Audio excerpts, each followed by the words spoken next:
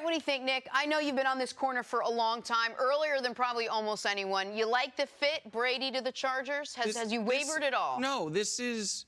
And by the way, Tyrod Taylor's a fine option. I think Tyrod Taylor was a good-ish quarterback in Buffalo, and we'll see how he's developed if they don't get Tom, if they don't do something else. But this has always made the most sense. Tom Brady's from California. Granted, Northern California, not Southern California, but he's still from the West Coast. The Chargers have elite talent on this football team. They've got, I think, a guy who is already one of the 10 best defensive players in football, and I'm not talking about Joey Bosa. I'm talking about Derwin James. And then another guy who might be one of the 10 best defensive players in football in Joey Bosa, go along with Melvin Ingram. That's on the defensive side of the ball. On the offensive side of the ball, you have freak athlete Mike Williams. You have Keenan Allen, who's one of the more underrated guys at his position in the league. As far as, we don't know who they're bringing back, but Hunter Henry, Melvin Gordon, Austin Eckler. If Russell Okung comes back healthy, you've got a left tackle. What they needed last year was a quarterback who was not repeatedly throwing the ball to the other team. And for all my criticisms of Tom Brady, and despite his season ending on a pick six, he's not a turnover-prone quarterback. He's quite the opposite. He'll throw the ball away. He will throw it in the dirt. He's not going to turn the ball over. So to me, it's always been the Chargers as the favorite, not Tampa, not Indy, not Tennessee. So to me, it's always made the most sense, Greg, and that's where I see him landing. It makes sense when you talk about it like that, as far as a place where Tom Brady can go and he can be inserted, and then they have potential to be a Super Bowl contending team. However, you look in that division, and who's in that division? Let me think. The Raiders? You're talking about them? The Raiders. The Raiders, the Broncos. Your guy. The Chiefs. Yeah, the Chiefs, that's the right. reigning Super Bowl champs. I forgot. So the road to success is not going to be easy. But just focusing on that situation, again, it goes back to culture. Everyone can say and feel and believe that a place is a right fit. But if the mentality of those guys in that locker room, those guys haven't won. They are hungry, they want to win, but they would have to learn how to win. Maybe Brady can be that X factor and get them over the hump, but maybe it's too late. The style of play that they like to play with throwing the ball down the field, they do run a lot of crossing routes. That bodes well for what Brady can do, and not having him stand in that pocket and wait for those guys to create separation and get open down the field. That works out. But if you're just depending on Tom Brady to step in and say, oh, this is a Super Bowl bound team, I don't think that this is Peyton Manning and Denver Broncos. I don't think so either. But I also think the Chargers have other factors at play, like having anyone in the city of Los Angeles care about them, like selling tickets to that new stadium that they are the co-tenants of the Rams with. And there's one other element of this that I think is totally fair to bring up. All three of us on this set are married to powerful, successful women. And all three of us could not just say, hey, guess what? We're moving. It is right? You couldn't. It would have to be a mutual decision. Greg, I know you couldn't. It would have to be a mutual decision. I sure as hell could not.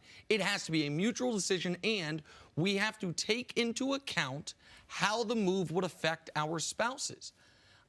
Tom Brady's wife is as successful in her field as he is in his. Tom Brady's wife is as big of a contributor to the family's overall finances as he is to their overall finances. Tom Brady's wife has been publicly saying, and I'm not getting in his business because she's done this on television, that she's wanted Tom to retire for a number of years. If he's going to sell her on, not only am I not retiring, but we're moving, because I don't buy this idea that he's just going to go away from the family for 6 months. That's not the person I saw in Tom versus Time. Doesn't appear. Then he has to be able to sell her on a city that their kids are familiar with, kids might have friends at, they have a home at, that she can do her business at without having to get on a private plane. That ain't Nashville. That ain't Indy. That ain't Tampa. It's maybe Miami, but then you're in you can't win. Or it's the Chargers in L.A. where they've got a home and where she can do her work. I think that's a big factor here. Why do you trust that Tom Brady could be successful in L.A. yes, he might have more weapons, but not nearly the coach that he would have in New England. And he won't be, and he can't be, and he's no longer going to be successful in New England. I don't think Tom Brady is going to be a championship quarterback anywhere he goes. I don't think Tom Brady believes that, though. And so if you're looking at the team, the Chargers have more talent than New England does, particularly on the offensive side of the ball.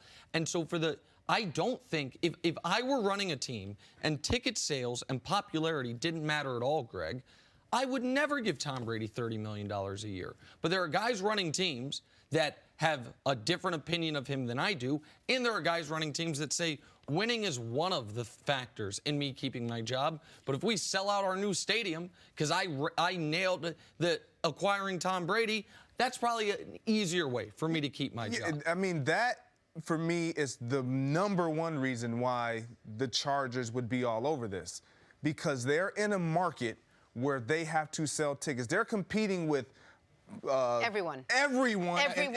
Of course, every sport. Exactly. Right. Not even every beach sport. and Hollywood. Yes, it's just Hollywood, and so you're competing with all things, and you want people to come and see what your product is. And with Tom Brady under helmet and on that field in your uniform, that kind of lures them to want to gain interest and pique their interest in the coming to watch. As far as selling tickets, Tom Brady is a bigger draw for the city of Los Angeles than Patrick Mahomes would be. As far as actually moving the needle there. This Charger team was 12-4 2 years ago, and no one cared. No one cared the year they moved from San Diego. And so, and I understand they weren't in the new stadium yet, but since Peyton retired, he is without question the single biggest draw in the NFL. No matter what his level of play is, he's Tom bleeping Brady. And I think so for all those reasons, that's why, Jenna, for 5 months, I've been saying the Chargers, it's the family, it's the team need, it's the skill position, it's the city they're in, it's all of it. To me, it's the only place that makes sense. Thanks for watching. Subscribe here to get the latest from the show. Also, be sure to check out more of the best clips from First Things First, or go watch a few segments from our other shows on FS1.